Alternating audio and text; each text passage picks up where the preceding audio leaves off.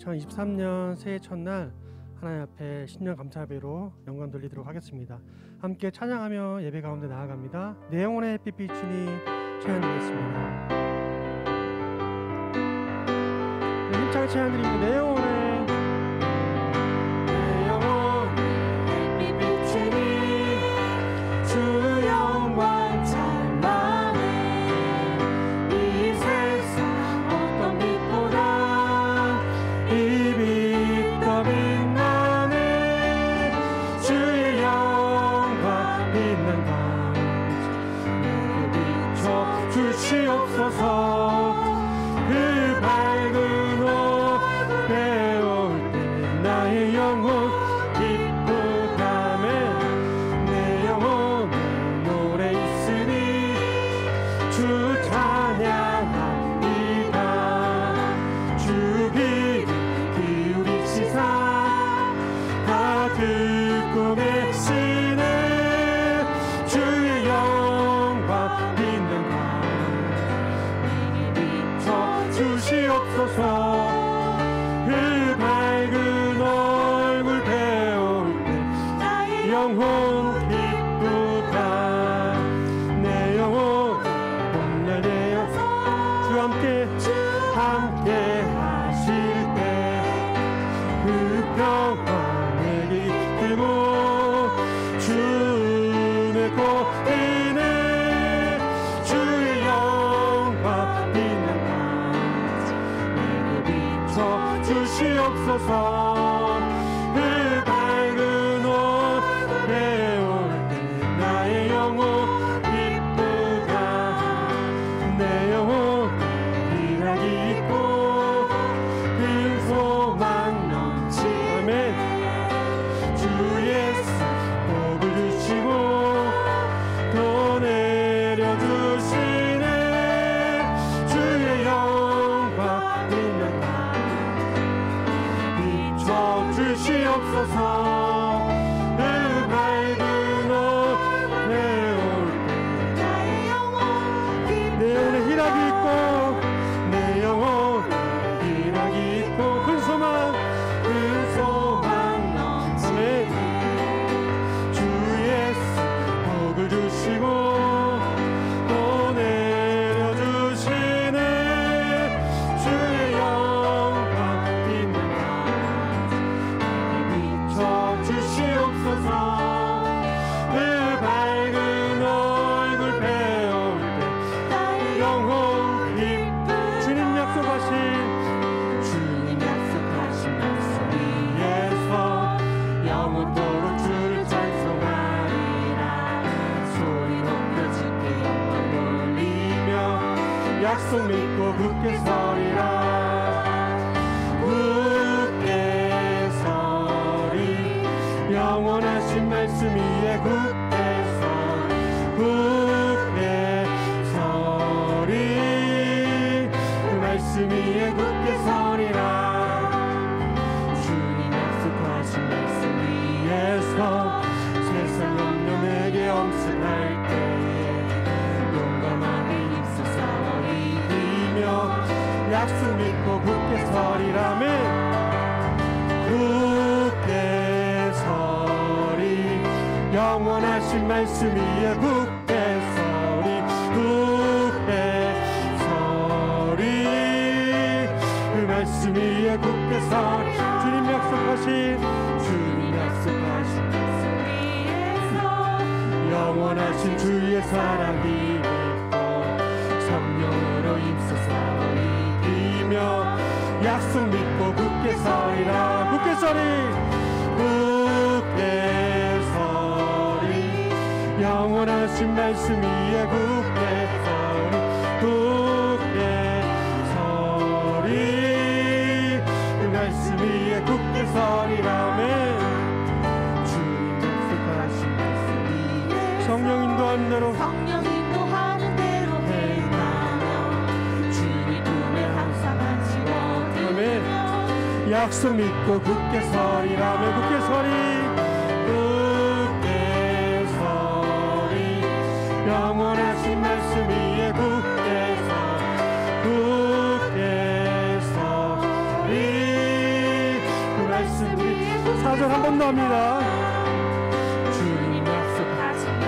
성령 인도하는 대로 성령 인도하는 대로 행하며 주님 품에 항상 얻으며 약속 믿고 굳게 서리 굳게 서리 굳게 서리 영원하신 말씀 위에 굳게 서리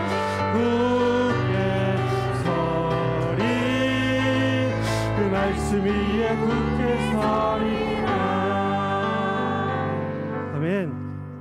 우리 2023년 새해에도 주님 약속하신 말씀 위에서 우리의 믿음을 바르게 세워가는 3대 교회가 되길 간절히 소망합니다. 결단하는 마음으로 함께 계속해서 찬양드립니다.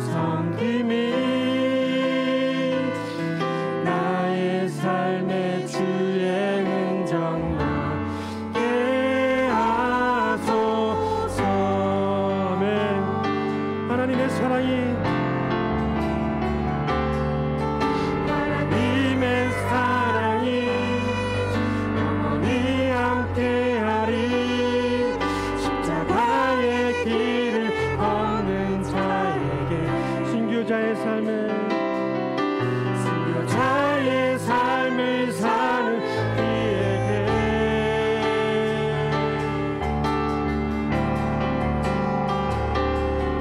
조롱하는 소리와 세상 유혹 속에도 주의 신령한 신부가 되리라. 내 생명 주님께 드리리. 마지막으로 고백합니다. 내 마음에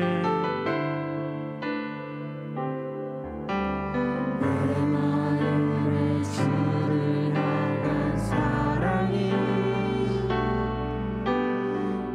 나의 말에 주가 주신 진리로 나의 눈에 주의 눈물 채워주소서. 내 입술에 찬양 향기가 두 손에는 주를 닮은 섬김이 나의 삶의 주의 은정 함께 하소서. 우리 다 같이 고백합시다. 하나님의 사랑이 영원히 함께하리. 십자가의 길을 걷는 자에게 순교자의 삶을 사는 이에게 조롱하는 소리와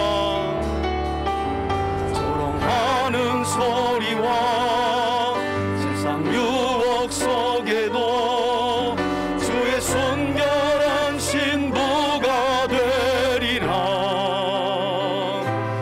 내 생명 주님께. 우리 1절만 마지막으로 한 번 더 불러봅시다. 내 마음에 주를 향한 사랑이 내 마음에 주를 향한 사랑이 나의 말에 주가 주신 진리로 나의 눈에 주의 눈물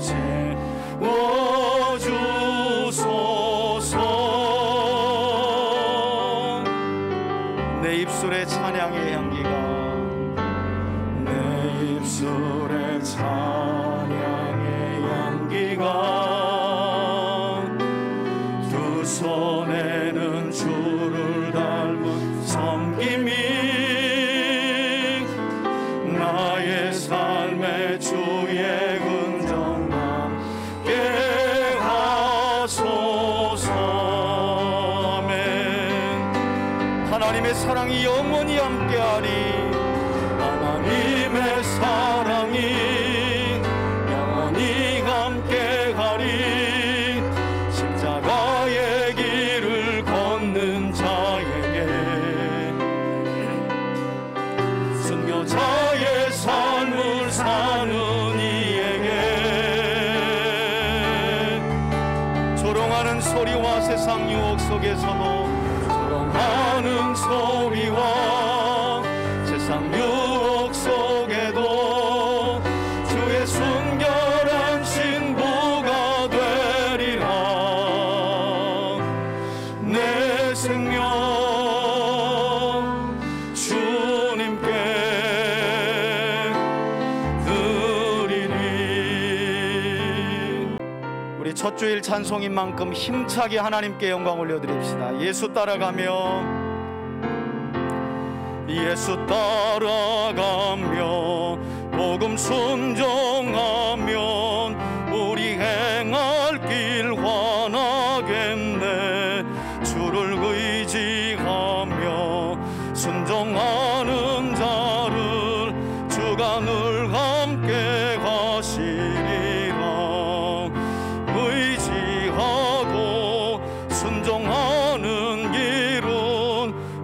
예수 안에 즐겁고 복된 길이로다. 애를 당하거나 우리 고생할 때 주가 위로해 주시겠네. 주를 의지하며 순종하는 자를 주가 안위해 주시리라. 의지하고 순종하는 길은 예수 안에 즐겁고 복된 길이로다. 남의 짐을 지고 슬픔 위로하면 주가 상급을 주시겠네. 주를 의지하며 순종하는 자를 항상 복 내려 주시리라. 의지하고 순종하는 길은 예수 안에 즐겁고 복된 길이로다. 우리 받은 것을 주께 다 드리면 우리 기쁨이 넘치겠네. 주를 의지하며 순종하는 자를 은혜 풍성케 하시리라. 의지하고 순종하는 길은 예수 안에 즐겁고 복된 길이로다. 주를 힘입어서 말씀 잘 배우고 주를 모시고 살아가세. 주를 의지하며 항상 순종하면 주가 사랑해 주시리라. 의지하고 는 길은 예수 안에 즐겁고 복된 길이로다. 아멘. 기도드리겠습니다. 내가 죽도록 충성하라. 그리하면 내가 생명의 면류관을 내게 주리라. 맡은 자에게 구할 것은 충성이니라. 아멘. 저의 인생의 창조주가 되시고 모든 날의 주관자이신 하나님 아버지, 저에게 새해를 허락하시고 새해 첫 주일을 맞이하여 거룩한 예배자로 부르심을 받게 하시니 감사합니다. 주의 긍정에서의 한날이 세상에서의 첫날보다 더욱 낫다는 것을 알기에 육욕을 억제하고 주님의 품으로 뛰어든 저희들을 기쁘게 받아 주시옵소서. 올 한 해에도 저희들은 어김없이 저희 자신과 가정, 자녀 그리고 생업과 사업을 위한 각오와 결심을 새롭게 한 것이 있습니다. 주님의 뜻을 담아내기 위하여 노력을 했지만 세운 여러 가지 계획들이 주님의 뜻을 핑계 삼는 것이 되지 않도록 모든 각오와 결심에 성령의 기름을 부어 주시옵소서. 특별히 주님의 말씀만 쫓아 살 수 있는 한 해가 되기를 원하옵나이다.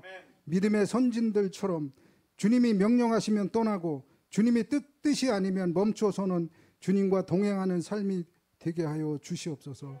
주님의 몸된 교회를 위하여도 죽도록 충성하는 일꾼이 되기를 원하옵니다. 이웃을 위하여도 이웃을 부욕케 하는 하나님의 사람으로 쓰임 받기를 원하옵니다. 저희가 가고 있는 곳에 궁핍 찬자의 겨력을 빌어주는 일들이 넘쳐나게 하여 주옵소서. 주님의 모습이 저희들을 통하여 보여줄 수 있게 하여 주시옵소서. 또 하나님의 거룩한 직분과 직책을 맡은 자로서 청지기의 사명을 잘 감당할 수 있기를 원하옵니다. 저희 바라는 모든 일들이 주님이 원하시는 일보다 앞서지 않게 하여 주시고 받은 직분과 직책 그 이상으로 주님의 몸된 교회를 위하여 선한 일꾼이 되게 하여 주시옵소서. 오늘도 단 위에 서신 목사님을 주님의 능력으로 굳게 붙드시고 새해 첫 주에 강론하시는 주님의 말씀이 새로운 한 해를 출발하는 저희 모두에게 소망하던 말씀이 되게 하여 주옵소서. 또한 목사님의 건강도 지켜주실 것을 간절히 원하옵나이다. 또한 찬양대에서 하나님께 올리기 위하여 정성껏 준비한 찬양을 기뻐 받으시기를 원합니다. 주의전에서 이름 없이 빚도 없이 봉사하는 봉사자들을 마음도 살피시고 위로하여 주셔서 언제나 샘솟는 기쁨이 심령에 가득 넘치게 하옵소서. 예배의 시중을 주님께 의탁하며 저희가 드리는 예배를 기뻐 받으시는 예수 그리스도의 이름으로 기도드립니다. 우리 고린도전서 9장 19절로 27절까지의 말씀 저와 여러분들이 함께 교독하도록 하겠습니다. 제가 먼저 받들어 읽겠습니다. 내가 모든 사람에게 자유로우나 스스로 모든 사람에게 종이 된 것은 더 많은 사람을 얻고자 함이라. 유대인들에게 내가 유대인과 같이 된 것은 유대인들을 얻고자 하며 율법 아래에 있는 자들에게는 내가 율법 아래에 있지 아니하나 율법 아래에 있는 자같이 된 것은 율법 아래에 있는 자들을 얻고자 함이요. 율법 없는 자에게는 내가 하나님께는 율법 없는 자가 아니요 도리어 그리스도의 율법 아래에 있는 자이나 율법 없는 자와 같이 된 것은 율법 없는 자들을 얻고자 함이라. 약한 자들에게 내가 약한 자와 같이 된 것은 약한 자들을 얻고자 하며 내가 여러 사람에게 여러 모습이 된 것은 아무쪼록 몇 사람이라도 구원하고자 함이니 내가 복음을 위하여 모든 것을 행함은 복음에 참여하고자 함이라. 운동장에서 다름질하는 자들이 다 달릴지라도 오직 상을 받는 사람은 한 사람인 줄을 너희가 알지 못하느냐. 너희도 상을 받도록 이와 같이 다름질하라. 이기기를 다투는 자마다 모든 일에 절제하나니 그들은 썩을 승리자의 관을 얻고자 하되 우리는 썩지 아니할 것을 얻고자 하노라. 그러므로 나는 다름질하기를 향방 없는 것 같이 아니하고 싸우기를 허공에 치는 것 같이 아니하며. 다 같이 읽습니다. 내가 내 몸을 쳐 복종하게 함은 내가 남에게 전파한 후에 자신이 도리어 버림을 당할까 두려워함이로다. 아멘. 여러분, 복음에 참여하는 자의 삶, 우리 2023년 우리 교회의 비전입니다. 여러분들이 이 주제를 또 이 제목을 마음에 오늘 말씀을 통해 새기고 한 해 동안 여러분 스스로가 또 우리 교회 공동체가 여러분의 가정이 복음에 참여하는 거룩하고 복된 삶을 살아가시길 예수님의 이름으로 축원해 드립니다.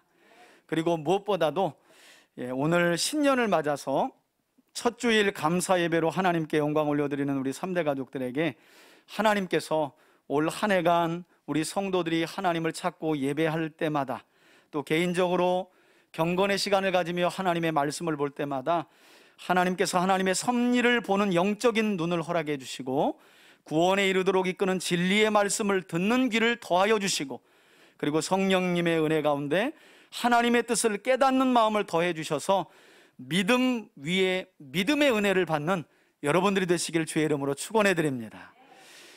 여러분, 오늘 우리가 신년 예배를 통해 함께 살펴보고자 하는 고린도전서 9장의 말씀은 올 한 해 우리 3대 교회 공동체가 비전으로 삼고 또 기도 제목 삼고자 하는 아주 중요한 메시지가 담겨져 있는 말씀입니다.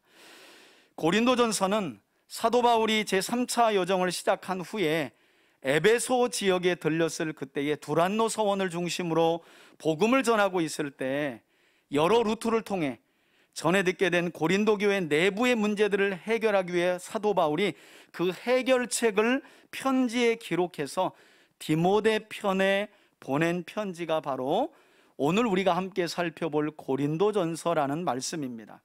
특히 오늘 우리가 자세히 살펴볼 고린도전서 9장은 앞서 8장에 기록된 우상 숭배의 문제와 이후에 10장에 기록되고 있는 우상의 재물을 먹는 문제 이 사이에 들어가 있는 끼어 있는 말씀이기도 한데요.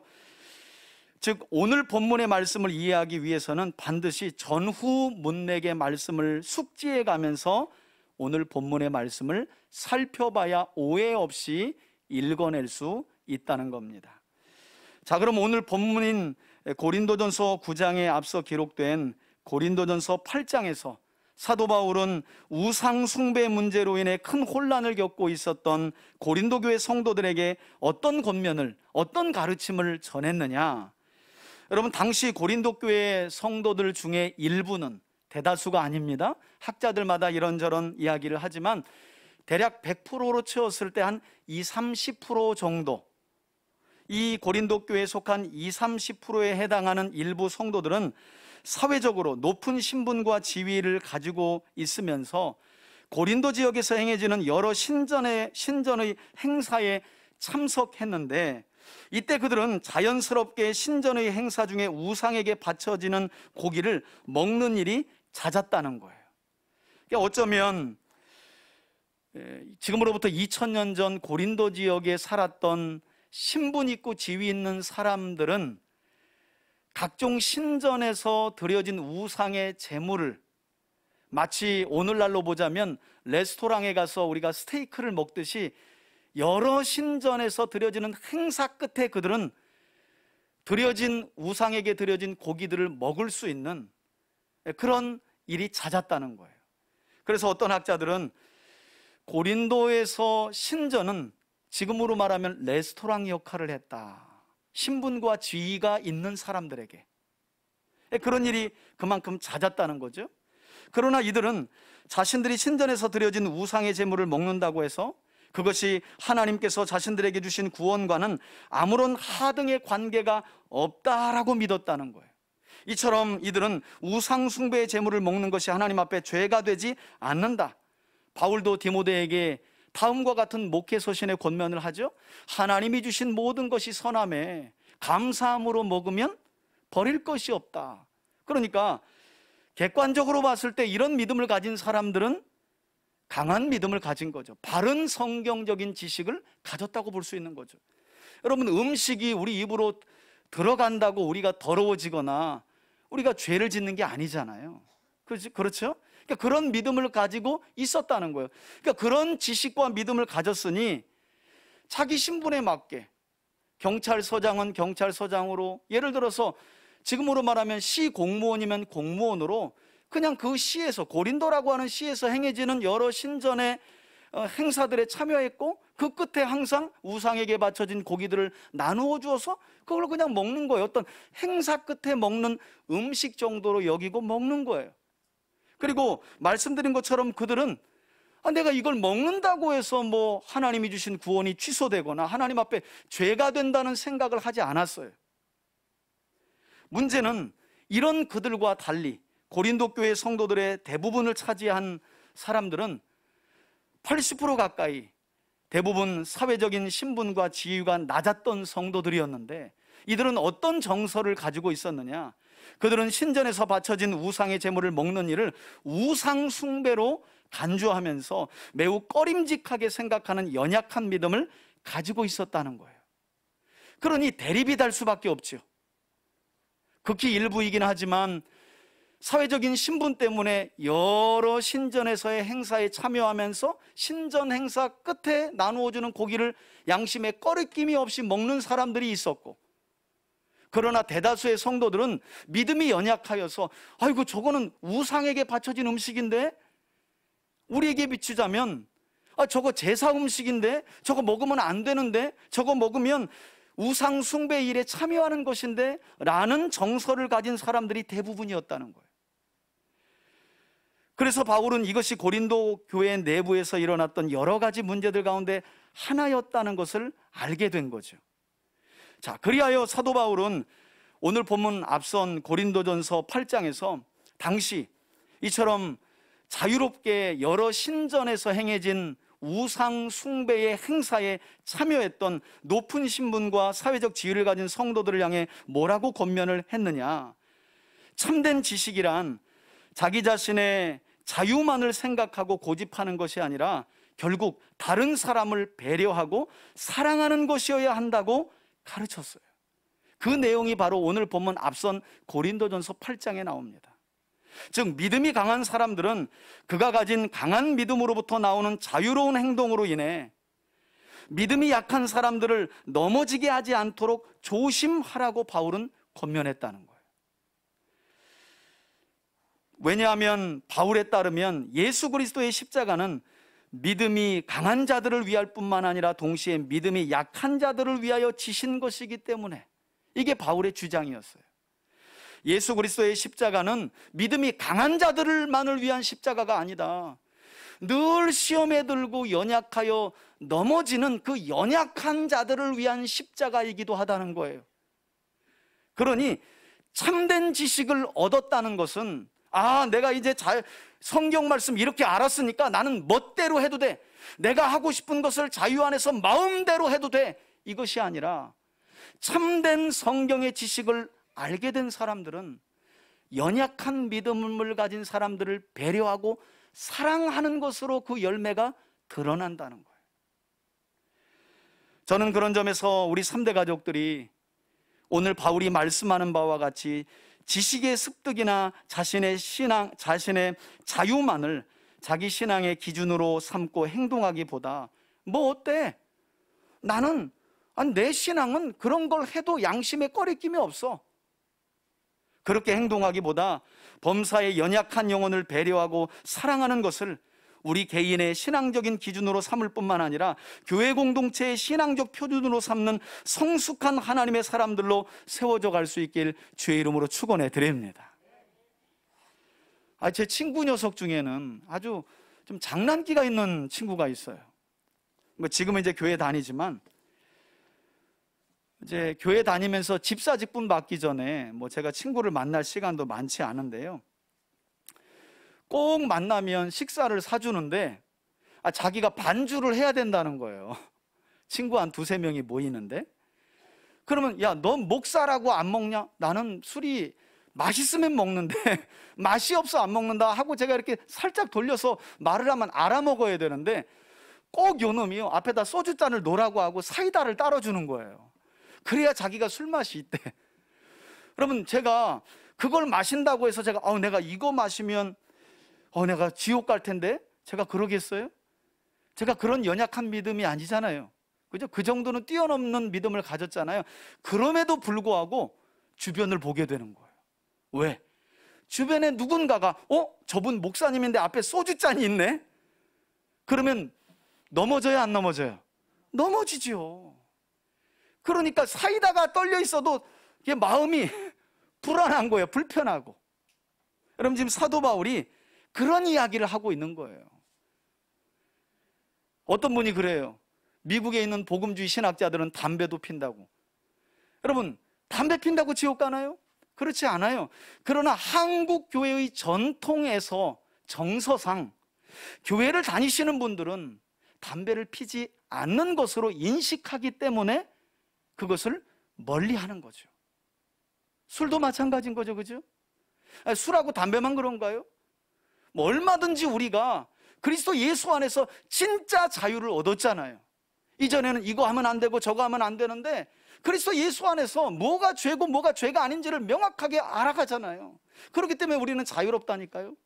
그런데 그 자유를 나만을 위한 자유로 사용한다면 그 자유는 독선적인 자유가 되고 만다는 거예요. 연약한 영혼을 배려하고 사랑하는 것으로 드러나야 한다는 거예요. 사도 바울은 고린도 교회를 향해 특별히 사회적인 신분과 지위가 높은, 그래서 지식의 말씀도 깊은 그런 자들을 향해 이 말씀을 전해주고 있는 거죠. 여러분, 사도 바울은 이렇게 성도들의 신앙 기준과 삶의 근거가 지식의 습득이나 개인적인 자유의 추구가 아니라 철저히 연약한 영혼을 배려하고 사랑하는 것임을 설명한 후에 이제 오늘 본문이 기록되고 있는 고린도전서 9장에서 바울 자신을 배려와 사랑의 모범적인 희생의 모델로 제시하며 예를 들어 설명하고 있는데요, 언뜻 보면 오늘 본문이 담겨진 고린도전서 9장의 말씀이 바울이 자신의 사도직을 비판하는 고린도 교회 성도들을 향해 사도직을 변호하는 내용처럼 보이기도 해요. 그러나 엄밀히 말해 오늘 본문인 고린도전서 9장의 말씀은 앞서 설명했던 내용을 바울이 자신의 이야기로 부연 설명을 하고 있는 말씀이라는 거예요. 그러므로 바울은 고린도전서 9장의 서두인 1절에서 고린도 교회 성도들을 향해 뭐라고 말씀하는가? 자신을 부활하신 예수님을 목격한 목격자로 소개할 뿐만 아니라 2절에 보니까 바울은 다른 사람들에게는 몰라도 자신이 직접 복음을 전해서 개척된 고린도 교회 성도들에게만은 내가 충분한 사도의 자격과 권리가 있다라는 말씀도 해요. 왜냐하면 고린도 교회는 바울이 전도해서 개척하여 세운 교회이거든요.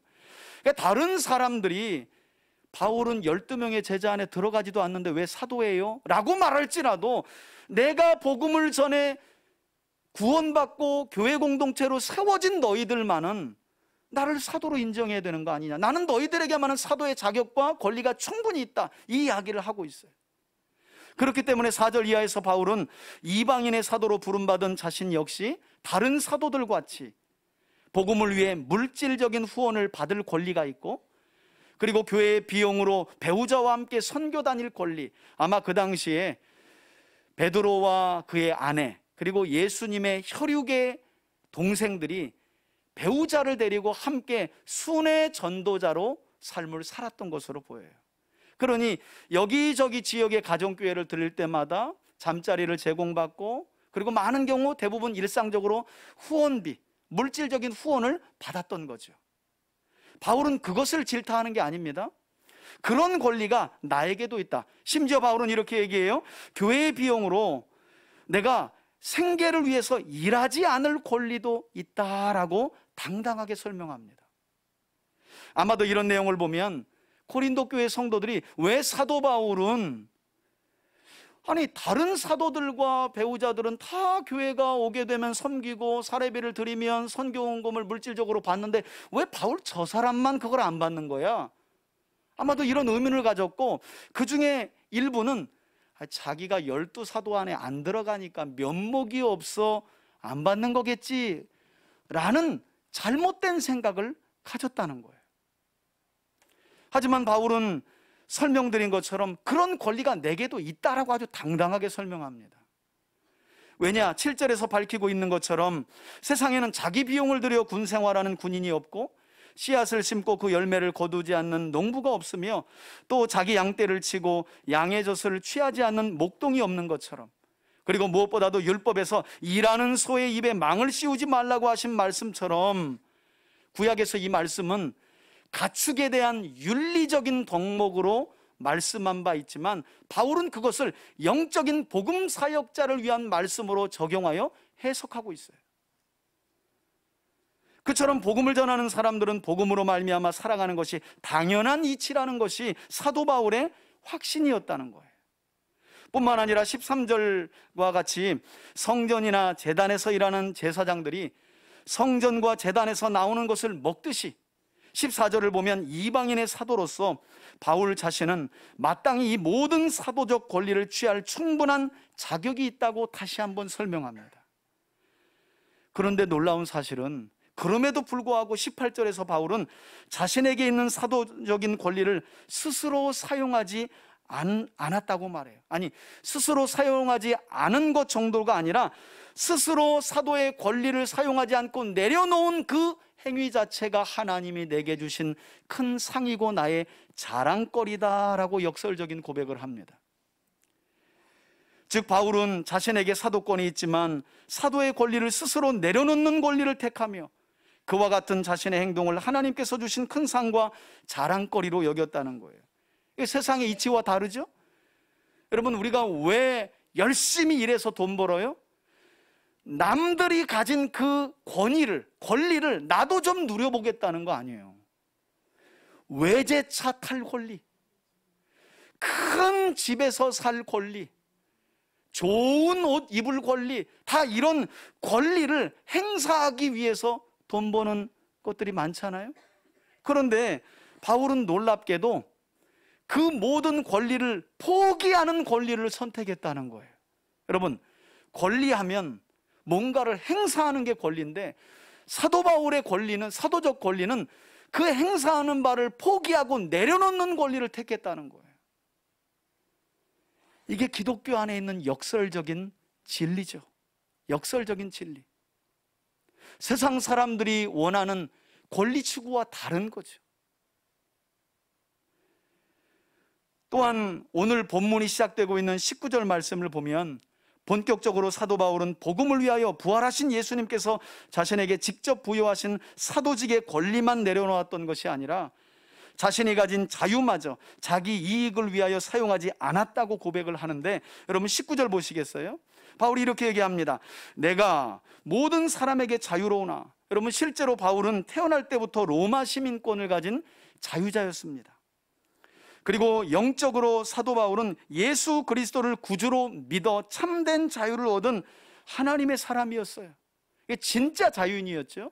영적으로 물리적으로.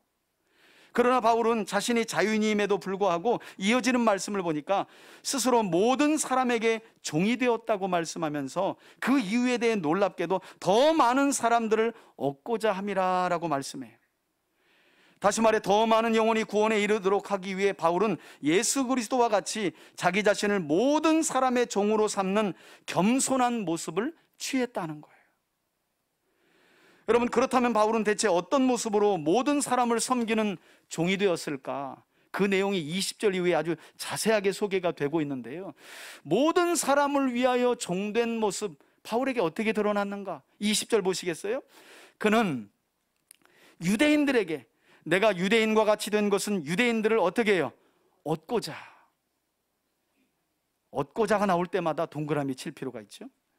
율법 아래 있는 자들에게는 내가 율법 아래 있지 아니하나 율법 아래 있는 자 같이 된 것은 내가 율법 아래 있는 자들을 어떻게 해요? 얻고자 함이요. 또 율법 없는 자에게는 내가 하나님께는 율법 없는 자가 아니요 도리어 자유하게 하는 그리스도의 율법 아래 있는 자이나 율법 없는 자와 같이 된 것은 역시 마찬가지로 율법 없는 자들을 어떻게 해요? 얻고자 함이라. 뿐만 아니라 22절에 보니까 믿음이 약한 자들이라고 말해요. 여러분, 이것은 다분히 사도 바울이 고린도 교회를 구성하고 있는 대부분의 성도들을 염두하고 있는 말씀인데요, 바울은 이렇게 얘기합니다. 연약한 자들에게 내가 연약한 자와 같이 된 것은, 쉽게 말해 초신자에게는 초신자의 눈높이에서 자신을 낮추고 교제했다는 거예요. 접근했다는 거예요.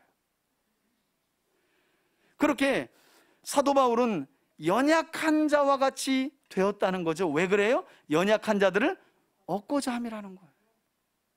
이와 같이 바울은 내가 여러 사람에게 여러 모습이 된 것은 아무쪼록 몇 사람이라도 뭘 하기 위해서? 얻고자 함이라, 구원하고자 함이라고 말씀합니다. 이처럼 사도 바울은 할 수만 있다면 한 영혼이라도 더 얻고자 했고, 그래서 자신에게 있는 사도직의 권리와 자유마저 스스로 포기하며 내려놓았던 것인데요, 이러한 자신의 삶이야말로 23절에서 바울은 이렇게 얘기하죠. 내가 복음을 위하여 모든 것을 행함은 복음에 참여하는 자의 삶을 살기 위해서였다고 바울은 말씀해요. 내가 다른 교회에서는 둘째 치더라도 고린도 교회 너희에게는 내가 마땅한 사도직으로 인정받을 권리와 자유가 있다. 내가 행사할 모든 권리가 내게 있다. 그러나 나 그렇게 하지 않았다는 거예요. 심지어는 내게 주어진 자유마저 바울은 허투루 쓰지 않았다는 거예요. 무엇에 참여하는 삶을 살아가기 위해요? 복음에 참여하는 자의 삶을 살아가기 위해서. 아무쪼록 한 영혼이라도 더 구원하기 위해서 그와 같이 살았다는 거예요. 자기 얘기를 지금 예로 들어 설명하는 거죠. 여러분, 우리는 지금 사도 바울이 자신의 삶을 모델과 본으로 제시하며 들려주는 이 말씀을 고린도 교회 성도들에게 뿐만 아니라 이 자리에 있는 우리들에게도 들려주면서 구원받은 하나님의 사람들의 삶의 목적과 방향이 무엇인지 분명하게 보여주고 있다는 사실을 놓쳐서 안 돼. 그런 점에서 저는 우리 3대 가족들이 이러한 사도 바울의 삶을 깊이 다시 한번 묵상하기를 바라고, 우리에게 주어진 권리와 자유를 바울과 같이, 예수님과 같이, 여러분 지난주에 함께 나눴던 말씀, 성탄절 때 했던 말씀 기억하시나요? 예수님의 마지막 수업이 뭐였다고요? 제자들의 발을 씻는 거였잖아요. 만왕의 왕이고 만주의 주인이신 그분이 피조물, 그것도 자기 제자들의 발을 씻는 행위로 마지막 수업을 마치셨어요. 왕으로 오신 그분이 종의 모습을 마지막 수업으로 가르치고 하나님께로 올라가셨다는 거예요. 그런 점에서 사도 바울은 참 예수님 닮은 삶이라고 할 수 있겠죠. 그의 삶의 목적과 방향은 오로지 복음에 참여하는 자가 되는 게 목적이었어요. 저는 그런 점에서 우리 3대 가족들이 정말 여러분들에게 주어진 자유와 권리를 올 한 해와 남은 삶 동안 한 영혼을 얻는 그 일을 위해, 곧 복음에 참여하는 삶을 살아가기 위해 기꺼이 바울처럼 내려놓을 수 있는 하나님의 사람들로 살아갈 수 있기를 주의 이름으로 축원해 드립니다. 그래서 오늘 설교 듣고 돌아가시면 난 어떤 권리와 자유를 내려놓아야 하는가? 여러분 멀리서 찾지 마세요. 첫 번째는 가정 안에서 이 일이 이루어져야 돼요. 배우자 간에. 당신 내 남편이잖아, 당신 내 아내잖아, 그런 말 하지 마세요. 그런 권리를 주장하지 말라는 거예요. 그런 자유를 내려놓으라는 거예요. 배우자의 믿음을 위해서, 한 걸음 더 구원으로 다가가도록 하기 위해서. 그것이 자녀라면 자녀를 위해서 여러분들에게 있는 권리와 자유를, 내가 한 주간 열심히 일했는데 내가 오늘 들어놓아서 쉴 권리가 없냐? 왜 나보고 청소하라 그래? 아니, 그럼 누군 놀았어요? 함께 가정을 꾸려가는 건 아니겠어요? 그렇죠? 그러니 우리의 마땅한 권리와 자유, 먼저는 우리 가족을 위해 스스로 내려놓고 포기하는 연습을 해야 돼요. 여러분, 가족을 위해서 내게 주어진 권리와 자유도 포기하지 않는 자가 어떻게 직장에 가서 그런 일을 합니까? 그건 불가능한 거예요. 어떻게 피 한 방울 섞이지 않은 남을 위해서 내 자유와 권리를 포기하는, 복음에 참여하는 삶을 살아갈 수 있단 말입니까? 그건 불가능한 겁니다. 먼저는 내 가정 안에서 나보다 연약한 믿음을 가진, 그것이 배우자이든 부모님이든 또는 자녀이든지 간에, 친척이든지 간에, 그들이 한 걸음 더 믿음으로 나아갈 수 있다면, 구원으로 나아갈 수 있다면, 우리는 우리에게 있는 권리와 자유를 스스로 좀 내려놓을 필요가 있는 거예요. 그게 진짜 구원받은 하나님의 자녀의 삶이라고. 사실은 바울이 나만 이렇게 특별한 삶을 살았다, 이거 자랑하는 거 아니고요, 구원받은 하나님의 사람들이라면 나처럼 살아야 되는 게 맞는 거야 라는 말씀을 우리에게 전하고 있는 거예요. 여러분, 교회는 왜 다니나요? 하나님 믿고 교회 나와서 또 권리를 주장하려고요? 아, 내가 이 교회 10년 다녔는데, 아, 내가 이 교회 집사인데 말이야. 이 권리와 자유를 누리시려고 오셨나요? 여러분, 이미 우리는 그리스도의 십자가 사랑을 통해 모든 묶임과 얽매임에서 자유를 얻은 하나님의 자녀인 줄 믿습니다. 더 이상 자유를 갈구할 게 없어요. 우린 모든 것들에 대하여 자유하기 때문에 그래요. 그리스도께서 그런 자유를 우리 안에 주셨어요. 예전에는 돈에 묶여 살았잖아요. 그런데 돈과 하나님을 겸하여 섬길 수 없다는 그 말씀 앞에 내려놓는 연습을 우리가 하고 있는 것 아니겠어요? 예전에는 사람에 묶여 살았잖아요. 그러나 하나님, 그 사람을 만드신 하나님을 우리가 선택해가며 하나님을 섬기며 살아가고 있지 않습니까? 매었던 모든 것들로부터 하나님은 우리에게 자유를 주시는 거예요. 그러니 그 자유를 가지고 누군가의 믿음을 위해서 내 권리를 내려놓고 포기할 줄 아는 거, 쉽지 않습니다, 여러분. 그래서 기도해야 돼요. 아니, 목사도 그런데요, 가끔 힘들고 지칠 때는 내가 언제까지 이렇게 해야 되나? 저분을 위해서 도대체 언제까지, 어디까지 내 속을 다 내어줘야 하나? 지칠 때가 있다니까요. 그때 바라보는 게 예수님의 십자가죠. 그 사랑 앞에 다시금 주님이 저에게 말씀하세요. 내가 너를 위해 죽는 사랑을 보였으니 너도 마땅히 네가 취할 그 작은 권리, 작은 자유 내려놓는 게 맞지 않니? 거기에서 누가 아니오라고 할 수 있겠어요? 그러니 부르심의 길을 또 달려가는 거죠. 여러분, 이렇게 복음에 참여하는 삶을 살아가기 위해 사도직의 권리와 자유마저 스스로 내려놓고 모든 사람을 위해 모든 것이 되겠다고 고백한 바울은 이제 마지막으로, 요즘 같으면 이 프리미어 축구나 메이저리그 야구를 예로 들듯이 당시 고린도 지역에서 자주 행해졌던 올림픽의 버금가는 이스트만이라고 하는데요, 이스트만 제전의 육상 경기를 비유하면서 고린도 교회 성도들의 삶을 적용시키며 설명하고 있는데, 그 내용이 24절 이후입니다. 24절을 한번 보시겠어요? 여러분, 운동장에서 다름질하는 자들이 다 달릴지라도 오직 상을 받는 사람은 한 사람인 줄을 당신들이 알지 않습니까? 그러므로 당신들도, 즉 고린도 교회 성도들인 여러분들도 상을 받도록 이와 같이 다름질하라고 사도 바울은 이야기해요. 나와 같이, 사실은 함께 뛰자는 거예요, 나처럼. 그리고 이어지는 말씀에서 바울은 이렇게 이야기합니다. 운동 경기에서 이기기를 다투는 자마다 어떻게 한다고요? 모든 일에 절제하나니 그들은 썩을 승리자의 월계관을 얻고자 하되 우리는, 즉 성도들이 달리는 믿음의 경주는 썩지 아니할 것, 곧 영원한 면류관을 얻기 위함이라고 말씀합니다. 다시 말해 바울은 자신이 설명했던 앞선 말씀과 연결해서 오직 복음에 참여하는 삶을 살아가기 위해 이와 같이 철저한 자기 절제를 통해 사도적인 권리와 자유를 포기하고 내려놓을 수 있었다라고 말씀한다는 거예요. 그런데 여러분, 놀랍게도 바울은 이처럼 자신이 마땅히 요구할 수 있는 사도적인 권리와 자유를 절제함으로 내려놓았는데, 갈라디아서를 보니까 그걸 절제하는 능력이 누구로부터 주어졌다고 갈라디아 교회 성도들에게 말씀하고 있느냐? 우리 앞에 보시고 갈라디아서 5장 22절 23절을 한번 읽어볼까요? 함께 읽습니다. 시작. 오직 성령의 열매는 사랑과 희락과 화평과 오래 참음과 자비와 양선과 충성과 23절 뭐라고요? 온유와 절제니 이 같은 것을 금지할 법이 없느니라. 아멘. 여러분, 절제의 능력은 누가 주신다고요? 성령 하나님이 주신다는 게 바울의 고백이에요. 바울이 자기 힘과 그가 습득한 지식으로부터 하고 힘을 주어가지고 절제한 게 아니라 그리스도 예수를 믿을 때 바울 안에 부어주신 성령의 능력으로 절제하는 은혜를 열매로 맺어 자기가 마땅히 취할 수 있는 사도적인 권리와 자유를 포기하고 내려놓을 수 있었다는 거예요.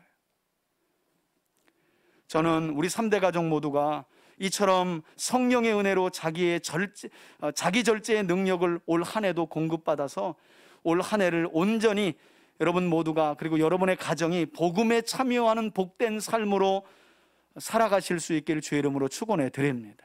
우리 힘으로 될 수 있는 게 아니라는 거죠. 결국 성령이 주시는 열매로 절제의 능력을 받았고, 그 절제의 능력으로 바울은 마땅히 요구할 수 있는 사도적 권리와 자유도 다 내려놓을 수 있었다는 거예요. 여러분, 하나님의 은혜 아니면 못 내려놓습니다. 사람은요, 내가 왜 그래요? 내가 뭐 때문에 그래요? 그리고 끊임없이 자기 권리를 내세웁니다. 자기 자유를, 특히나 오늘날 이 시대는 더하죠. 개인적인 자유를 얼마나 많이 강조합니까? 그래서 코로나 기간도 여러 혼선이 있었던 것도 바로 그런 문제였잖아요. 공동체 전체의 안전이냐 개인의 자유냐.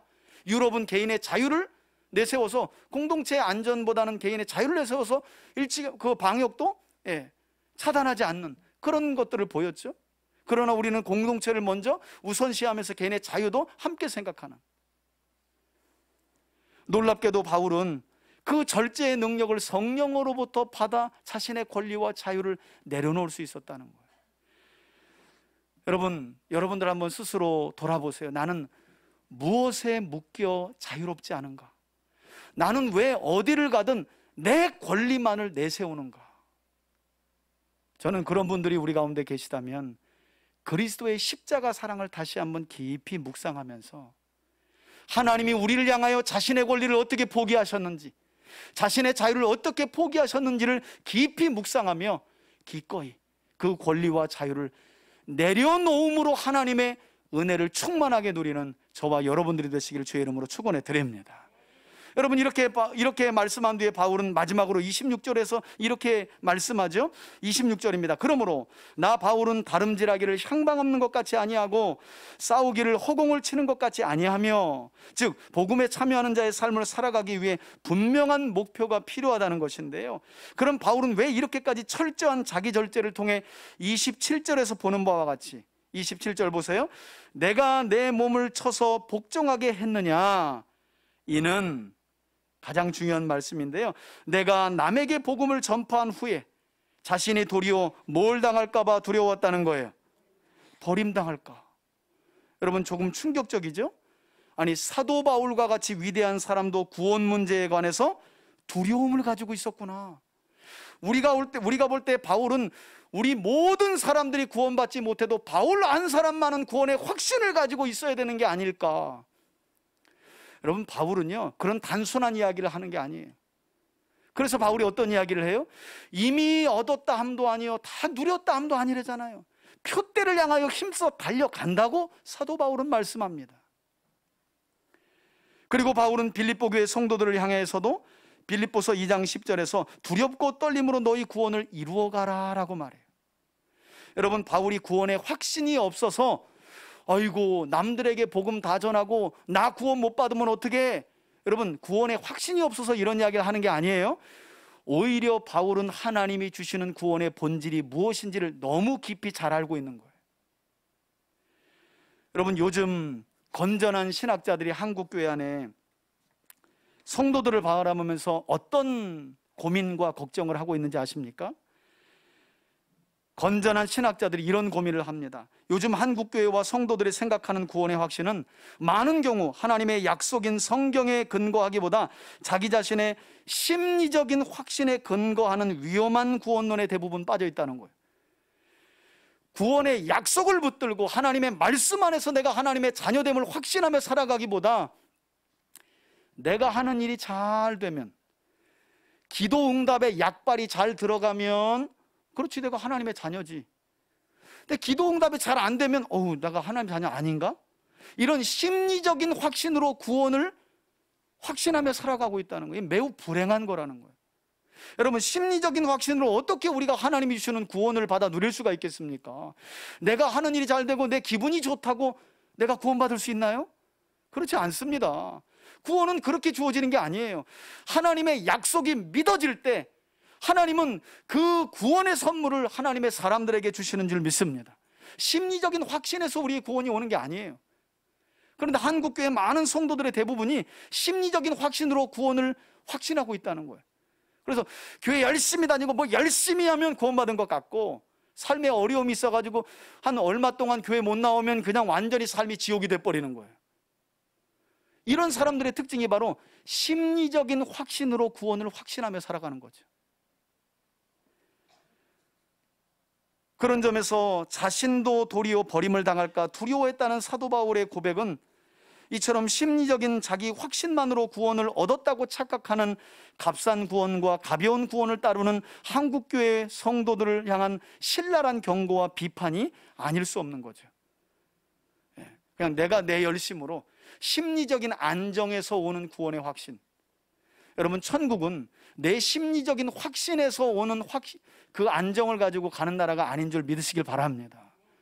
부족하고 연약하고 넘어지기를 잘해도 하나님의 약속을 끝까지 붙들고 믿음으로 순종하며 나아가는 사람들, 하나님은 그런 사람들에게 이미 주신 구원을 완성하시는 줄 믿습니다.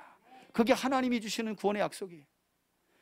그런 점에서 바라기는 2023년 한 해 이제 오늘 첫 주일로 시작하는데요, 이 자리에 있는 우리 3대 가족들 모두가 하나님께 택함받은 영적인 경주자임을 기억하면서 오직 복음에 참여하는 자의 삶을 살아가기 위해 자신에게 주어진 모든 권리와 자유를 바울과 같이 다른 이들의 구원을 위해 스스로 내려놓는 성령의 능력 안에서의 절제된 삶을 여러분들이 살아가시기를 바라고요, 이것을 통해서 아무쪼록 많은 사람들을 구원에 이르게 하여 구약의 다니엘 선지자가 예언했던 것처럼 2020년 새해에는 많은 사람들을 옳은 대로 돌아오도록 하게 하여 여러분들 모두가 하늘의 별과 같이 빛나고 또 하나님께서 주시는 썩지 아니할 영원한 면류관을 바라보면서 복음으로 말미암아 형통한 믿음의 삶을 살아가는 저와 여러분들이 되시길 예수님의 이름으로 축원해 드립니다. 아멘. 이제는 우리 주 예수 그리스도의 은혜와 하나님 아버지의 사랑과 성령의 교통하심이 2023년 한 해는 성령께서 주시는 절제의 능력 아래 내게 주신 권리와 자유를 한 영혼의 구원을 위하여 스스로 내려놓기로 결단하며 믿음으로 나아가는 우리 성도들 머리머리 위에, 저들의 가정과 자녀들과 삶의 터전 위에 이제로부터 영원토록 함께 계실지어다. 아멘.